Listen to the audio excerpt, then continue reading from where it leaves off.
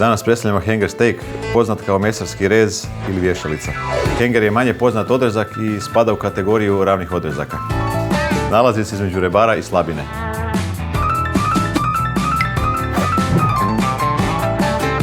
Prije pripreme odstranit ćemo višak masnoće s vanjske strane. Kroz odrezak se proteže tetiva koju ćemo ukloniti. Odvojimo prvi dio.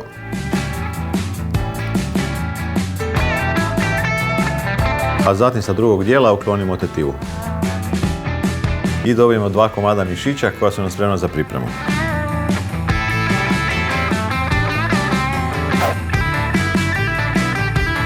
Hanger steak ćemo pripremati sous vide tehnikom gdje će meso ostati sočno i mekano.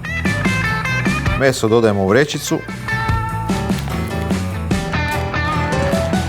Dodat ćemo češnjak. Njega ćemo malo nagnječiti. Ružmarin. I malo maslaca. Vrećicu ćemo izvakuumirati. I meso nam je spremno za sous vide. Temperaturu vode smo namjestili na 60 stupnjeva i meso ćemo uroniti unutra na 4 sata. Nakon sous videa meso ćemo zapeći na tavi.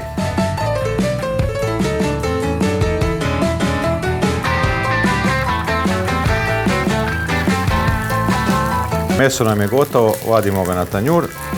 Na tavi ćemo kratko zapeći kukuruz. Zelenu salatu ćemo narezati na rezance. Dodat ćemo miješanu salatu, čeri rajčice, kukuruz,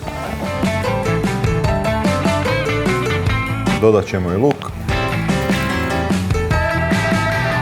gorgonzolu na kockice i zamiješat ćemo dresing.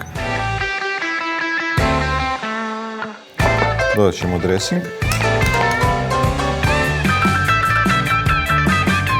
Hanger steak ćemo narezati.